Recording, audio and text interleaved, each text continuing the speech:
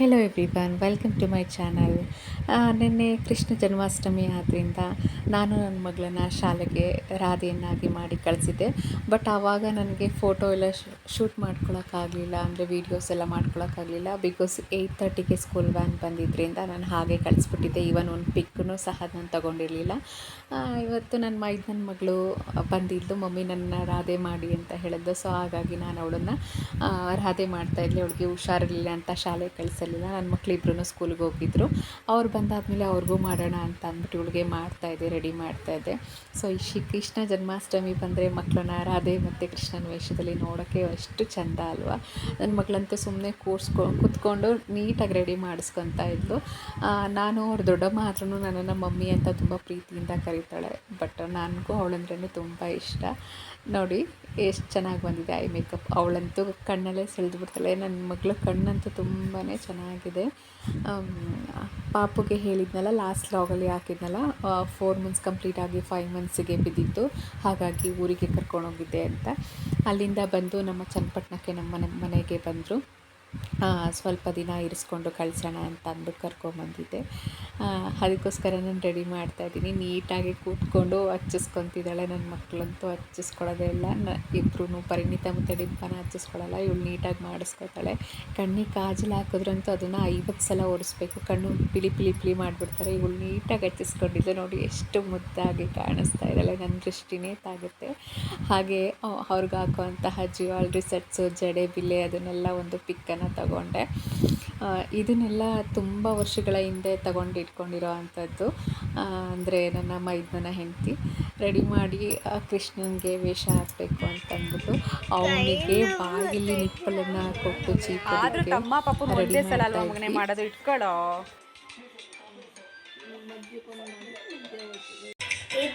Vibe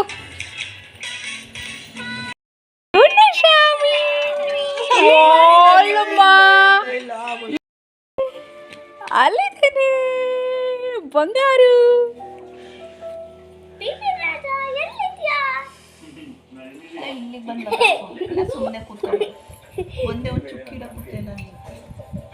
ಅವನಿಗೆ ready ಮಾಡೋದಕ್ಕೆ, ಬೊಟ್ಟಿಡೋದಕ್ಕೆ ತುಂಬಾ ಕಷ್ಟ ಆಗ್ತಾಯಿತ್ತು. ಅವರಮ್ಮ ಅವಳು ಕೈನ ಬಾಯಿ ಕೊಟ್ಕೊಂಡು ಎಲ್ಲ ಮಾಡಿಕೊಂಡು ಏನೋ ಕಷ್ಟಪಟ್ಟು ಪಾಪ ರೆಡಿ ಮಾಡಿದ್ಲು. ಮಕ್ಕಳಂದ್ರೇ ಹಾಗೆ ಅಲ್ವಾ, ನಮ್ಮ ಖುಷಿಗೇನೋ ಮಾಡ್ಕೊಂಬಿಡ್ತೀವಿ, ಅದಕ್ಕೆ ಕಂಫರ್ಟ್ ಅಂತಲೇ ಅನಿಸಲ್ಲ. ಅವನು ಅಷ್ಟೇ ಬಾಯಲ್ಲಿ ಚಿಪ್ತಾ ಆಟ ಆಡ್ತಾ ಇದ್ದ.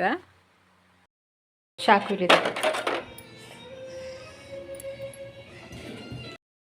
ಇಲ್ಲಿ ವೈಬ್.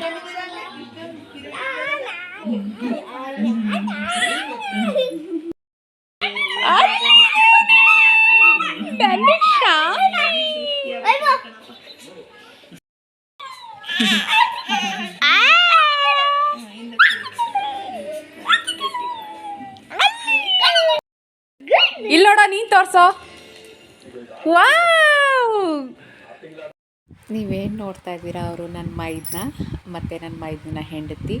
ಅದು ಗಂಡು ಮಗು, ದೊಡ್ಡವಳು ಇದ್ದಾಳಲ್ಲ ಅವಳು ಮಿಲ್ಲಿ ಅಂತ, ಅಂದರೆ ಮಾನ್ಯ ಅವಳ ಹೆಸರು, ನಾನು ಮಿಲ್ಲಿ ಅಂತ ಕರಿತೀನಿ ತುಂಬ ಪ್ರೀತಿಯಿಂದ. ಇವನಿಗೆ ವೈಭವ್ ಅಂತ ಹೆಸರಿಟ್ಟಿದ್ದೀವಿ, ಬಟ್ ನಾನು ಪ್ರೀತಿಯಿಂದ ಅವನನ್ನು ವಿಶ್ ಅಂತ ಕರಿತೀನಿ. ನನಗೆ ತುಂಬ ಇಷ್ಟ ವಿಶ್ ಅನ್ನೋ ಹೆಸರು. ನೋಡಿ ಪುಟ್ಟ ಗೋವಿಂದ ಓಡಾಡೋದು ನೋಡಿ, ಇದನ್ನೇ ಕಾಣಿಸ್ತಾ ಇದೆ, ತುಂಬ ಮುದ್ದಾಗಿ ಕಾಣಿಸ್ತಾ ಇದ್ದ. ಸೊ ನನಗಂತೂ ಭಯ ಆಗಿತ್ತು, ಎಷ್ಟು ಎಲ್ಲಿ ದೃಷ್ಟಿಯಾಗಿ ಹೋಗ್ಬಿಡುತ್ತೋ ಅಂತ ಅಂದ್ಬಿಟ್ಟು. ಮಕ್ಕಳಿಗೆ ಬೇಗ ದೃಷ್ಟಿ ಆಗುತ್ತೆ ಅಲ್ವಾ. ತುಂಬ ಮುದ್ದಾಗಿ ಕಾಣಿಸ್ತಾ ಇದ್ದ. ಅವ್ರ ಮಮ್ಮಿ ಅವನನ್ನು ರೆಡಿ ಮಾಡೋಷ್ಟರೊಳಗಡೆ ಏನಿಲ್ಲ ಅಂದರೂ 1.5 hour ತಗೊಂಡಿದ್ದಾಳೆ. ಬಿಕಾಸ್ ಮಕ್ಕಳಲ್ವಾ, ಒಂದು ಬೊಟ್ಟಿಡಿಸ್ಕೊಳ್ಳೋಕ್ಕೂ ಸಹ ಹಠ ಮಾಡುತ್ತೆ, ಅಳುತ್ತೆ. ಮತ್ತು ನೋಡಿ ಇನ್ನೂ ಕೂತ್ಕೊಳ್ಳಲ್ಲ. ಅವನಿಗೆ ಇವಾಗ 4 ಮಂತ್ಸ್ ಕಂಪ್ಲೀಟ್ ಆಗಿರೋದು. ಹಾಗಾಗಿ ಪಕ್ಕದಲ್ಲಿ ಪಿಲ್ಲೋ ಇಟ್ಟು ಕೂಡಿಸ್ತಾ ಇದ್ಲು, ಸೆಕ್ಯೂರ್ ಮಾಡ್ತಾಯಿದ್ಲು. ಆದ್ರೂ ಸಹ ಬಿದ್ದೋಗ್ತಾ ಇದ್ದ. ಇಯರಿಂಗ್ಸ್ ಅಂತೂ ಹಾಗೆ ಪ್ರೆಸ್ ಮಾಡೋ ಅಂಥದ್ದು, ಅದು ನೋವಾಗಲ್ಲ ಮಗುಗೆ. ಬಿದ್ದೋಗ್ಬಿಡ್ತಾ ಇದ್ದ. ಅವಳು ಕೂರಿಸಿ ಸಾಕಾಗ್ತಾಯಿತ್ತು. ಇಲ್ಲ ಬಟ್ಟೆ ಬಾಯಿಗೆ ಹಾಕ್ಕೊಡೋದು, ಇನ್ನೇನೋ ಬಾಯಿಗೆ ಹಾಕ್ಕೊಡೋದು. ಮಗು ಅಂದ್ರೇ ಅದಲ್ವ, ಏನು ಕೈಗೆ ಸಿಗುತ್ತೆ ಅದನ್ನೆಲ್ಲ ಬಾಯಿಗೆ ಹಾಕ್ಕೊಡುತ್ತೆ.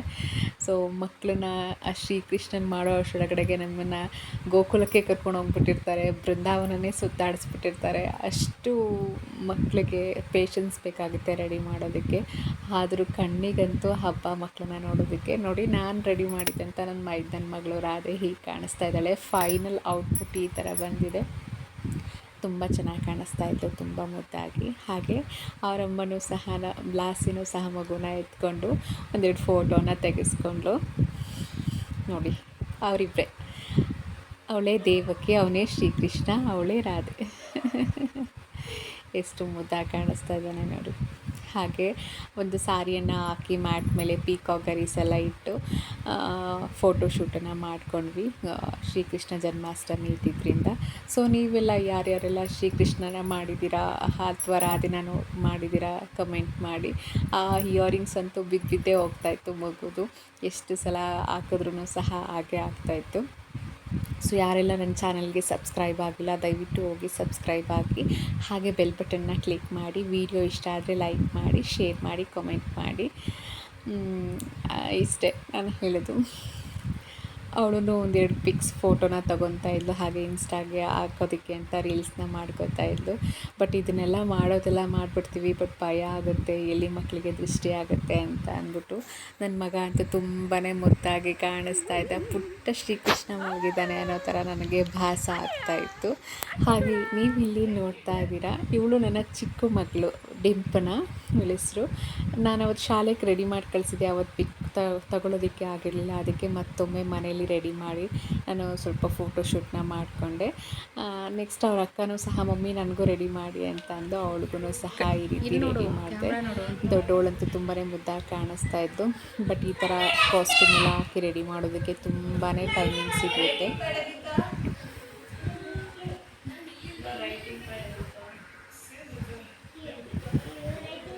ಆ ಕಡೆ ತಿರುಗಿ ನನ್ನನ್ನೇ ನೋಡ್ತಾಳೆ. ನಾನಿಲ್ಲಿ ಮಟನ್ ಸಾಂಬಾರು ಮಾಡೋದಕ್ಕೆ 3 ಈರುಳ್ಳಿ, 1 ಟೊಮ್ಯಾಟೊ ಮತ್ತು 5 ಬೆಳ್ಳುಳ್ಳಿ ಗೆಡ್ಡೆ, 4 ಲವಂಗ, 2 ಪೀಸ್ ಚಕ್ಕೆ, 4 ಮೆಣಸನ್ನು, ಹಸಿ ಶುಂಠಿ ಮತ್ತು ಇದನ್ನು ತಗೊಂಡಿದ್ದೀನಿ. ಈರುಳ್ಳಿ ಎಲ್ಲ ಚೆನ್ನಾಗಿ ದಪ್ಪಾಗಿ ಕಟ್ ಮಾಡಿಕೊಂಡು ಅದನ್ನು ಗ್ರೈಂಡ್ ಮಾಡ್ಕೊತೀನಿ. ನಮ್ಮ ಮನೆ ಪಕ್ಕದಲ್ಲಿ ಹೇಳ್ತಾ ಇರ್ತಾರೆ, ಮೇಡಮ್ ನಿಮ್ಮ ಗೌಡ್ರು ಮನೆ ಮಟನ್ ಸಾಂಬಾರು ಅಥವಾ ನಾನ್ ವೆಜ್ ಆಗಲಿ ತುಂಬಾ ಚೆನ್ನಾಗಿರುತ್ತೆ ಅಂತ ಅಂದ್ಬಿಟ್ಟು. ಸೊ ನನ್ನ ಕೈ ರುಚಿ ತುಂಬ ಚೆನ್ನಾಗಿರುತ್ತೆ ಅಂತ ಹೇಳ್ತಾ ಇರ್ತಾರೆ ಅಕ್ಕಪಕ್ಕದಲ್ಲೆಲ್ಲ. ಯಾಕಂದರೆ ನಮ್ಮ ಮಗಳ ಬರ್ತ್ಡೇಲೆಲ್ಲ ನಾನೇ ನನ್ನ ಮನೇಲಿ ಅಡುಗೆ ಮಾಡೋ ಅಂಥದ್ದು. ನನಗೆ ಮೊದಲು ಕುಕ್ಕಿಂಗ್ ಎಲ್ಲ ಬರ್ತಾ ಇರಲಿಲ್ಲ, ಬಟ್ ಮದುವೆ ಆದಮೇಲೆ ನಮ್ಮತ್ತೆ ಹೇಳ್ಕೊಟ್ಟಿರೋ ಅಂಥದ್ದು. ಅವ್ರು ಹೇಗೆ ಮಾಡ್ತಾರೆ ಅದನ್ನೆಲ್ಲ ಕಲ್ತ್ಕೊಂಡು ಮಾಡ್ತೀನಿ. ಬಟ್ ನಾನ್ ವೆಜ್ ಮಾಡೋದಂದರೆ ನನಗೆ ತುಂಬಾ ಇಷ್ಟ. ಹಾಗೆ ಎಲ್ಲರೂ ಟೇಸ್ಟ್ ಮಾಡಿ ಚೆನ್ನಾಗಿದೆ, ಚೆನ್ನಾಗಿ ಮಾಡ್ತೀರಾ ಅಂತ ಹೇಳ್ತಾರೆ. ಸೊ ಬೇರೆಯವರು ಖುಷಿ ಇರುತ್ತಲ್ಲ, ನಾವು ಊಟ ಮಾಡಿದ್ದನ್ನು ಅದನ್ನು ಅಪ್ರಿಸಿಯೇಷನ್ ಮಾಡ್ತಾರಲ್ವ, ಅದಕ್ಕಿಂತ ಬೇರೊಂದು ಖುಷಿ ಇನ್ನೇನು ಇರಲ್ಲ. ನಾನು ಪ್ರತಿಯೊಂದು ಚಿಕ್ಕ ಅಡುಗೆ ಮಾಡಲಿ ಅಥವಾ ತಿಂಡಿ ಮಾಡಲಿ ನನ್ನ ಗಂಡನ ಕೇಳ್ತಾ ಇರ್ತೀನಿ, ರೀ ಹೇಗಿದೆ ಅಂತ ಹೇಳ್ತಾರೆ. ಅವ್ರು ಕಾಂಪ್ಲಿಮೆಂಟ್ ಕೊಟ್ಟಾಗಂತೂ ನನಗಂತೂ ರೆಕ್ಕೆ ಪುಕ್ಕ ಎಲ್ಲ ಬಂದುಬಿಡುತ್ತೆ, ತುಂಬಾ ಖುಷಿ ಆಗುತ್ತೆ. ಸೊ ಪ್ರೀತಿಯಿಂದ ಮಾಡಿದ್ರೆ ಎಲ್ಲನೂ ಸಹ ಚೆನ್ನಾಗಿರುತ್ತೆ, ಕಾಟಾಚಾರಕ್ಕೆ ಮಾಡಿದ್ರೆ ಏನೂ ಸಹ ಚೆನ್ನಾಗಿರಲ್ಲ. ಸೊ ನಾನು ಬೆಳ್ಳುಳ್ಳಿ ಇವೆಲ್ಲನೂ ಸೇರಿಸಿ ಮಸಾಲೆ ಎಲ್ಲ ಚೆನ್ನಾಗಿ ನೀರು ಹಾಕ್ಕೊಂಡು ರುಬ್ಕೊಂಡೆ. ನೋಡಿ ಈ ಒಂದು ತೆಂಗಿನ ಹೋಳನ್ನು ನಾನು ತಗೊಂಡು ಇಲ್ಲಿ ತುರ್ಕೊಂಡಿದ್ದೀನಿ. ಹಾಗೆ ಒಂದು ಅರ್ಧ ಟೇಬಲ್ ಸ್ಪೂನಷ್ಟು ಕಡಲೆಯನ್ನು ಇದಕ್ಕೆ ಆ್ಯಡ್ ಮಾಡ್ತಿದ್ದೀನಿ. ಹಾಗೆ ಇದಕ್ಕೆ ಸ್ವಲ್ಪ 1/4 ಸ್ಪೂನಷ್ಟು ಗಸಗಸೆನ ಆ್ಯಡ್ ಮಾಡಿಕೊಂಡು ಇದನ್ನೆಲ್ಲ ನುಣ್ಣಗೆ ನೀಟಾಗಿ ರುಬ್ಕೋತೀನಿ. ಈರುಳ್ಳಿ ಖಾರವನ್ನು ರುಬ್ಕೊಂಡಾದಮೇಲೆ ಕಡಲೆಕಾಯಿ ಇದನ್ನೆಲ್ಲನೂ ಸಹ ನಾನು ಸಪ್ರೇಟಾಗಿ ರುಬ್ಕೊತೀನಿ. ಸಪ್ರೇಟಾಗಿ ರುಬ್ಕೊಂಡು ಬೇರೆ ಬೇರೆ ಬೌಲಲ್ಲೇ ಇಟ್ಕೊತೀನಿ. ಮೊದಲಿಗೆ ಕುಕ್ಕರಿಗೆ ಎಣ್ಣೆನ ಹಾಕಿ ಆಮೇಲೆ ಮಟನನ್ನು ಸುಂಡೋದಕ್ಕೆ ಹಾಕ್ತೀನಿ. ಮಟನ್ ಸುಂಡಾದಮೇಲೆ ಉಪ್ಪನ್ನು ಹಾಕ್ತೀನಿ. ಆಮೇಲೆ ನಾನು ಈರುಳ್ಳಿ ಖಾರವನ್ನು ಹಾಕ್ತೀನಿ. ಕೆಲವ್ರು ಏನು ಮಾಡ್ತಾರೆ, ಈರುಳ್ಳಿ ಖಾರ ಎಣ್ಣೆಯಲ್ಲಿ ಸುಂಡಿದ ಮೇಲೆ ಚೆನ್ನಾಗಿ ಫ್ರೈ ಆದಮೇಲೆ ಹಸಿ ವಾಸನೆ ಹೋದ್ಮೇಲೆ ಇದನ್ನು ಮಟನನ್ನು ಹಾಕ್ತಾರೆ. ಬಟ್ ನಾನು ಆ ರೀತಿ ಮಾಡಲ್ಲ. ಫಸ್ಟೇ ಮಟನ್ ಸುಂಡಿದ ಮೇಲೆ ಆಮೇಲೆ ಈರುಳ್ಳಿ ಖಾರವನ್ನು ಹಾಕಿ ನಾನು ಚೆನ್ನಾಗಿ ಫ್ರೈ ಮಾಡ್ಕೋತೀನಿ. ಆಮೇಲೆ ಖಾರದ ಪುಡಿ ಮತ್ತು ಧನಿಯಾ ಪುಡಿ ಹಾಕಿ ನಂತರ ಕಾಯಿ ಖಾರವನ್ನು ಕೊನೆಗೆ ನಾನು ಹಾಕಿ ಒಂದು 4-5 ವಿಷಲನ್ನು ಓಡಿಸ್ಕೊತೀನಿ. ಈ ಬಾಣಂತಿಯರಿಗೆ ಅಥವಾ ಮೂಳೆ ಏನು ಮುರ್ಕೊಂಡಿರ್ತಾರೆ, ಫ್ರ್ಯಾಕ್ಚರ್ ಆಗಿರುತ್ತಲ್ವ, ಅವರಿಗೆ ತಲೆಕಾಲು ಮಾಂಸದ ಸೂಪನ್ನು ಕೊಟ್ಟಾಗ ಅಥವಾ ತಲೆಕಾಲು ಸಾಂಬಾರನ್ನು ಮಾಡಿಕೊಟ್ರೆ ಬೋನ್ಸ್ ಗಟ್ಟಿಯಾಗುತ್ತೆ ಅಂತ ಹೇಳ್ತಾರೆ. ಸೊ ಇದು ತುಂಬಾ ಒಳ್ಳೆಯದು ಆರೋಗ್ಯಕ್ಕೆ. ಹಾಗೆ ಬಿಸಿ ಬಿಸಿ ಮುದ್ದೆಯನ್ನು ಮಾಡಿಕೊಂಡು ಎಲ್ಲ ಊಟ ಮಾಡಿದ್ವಿ. ಇಲ್ಲಿಗೆ ನನ್ನ ವ್ಲಾಗ್ ಮುಗಿದಿದೆ. Thank you.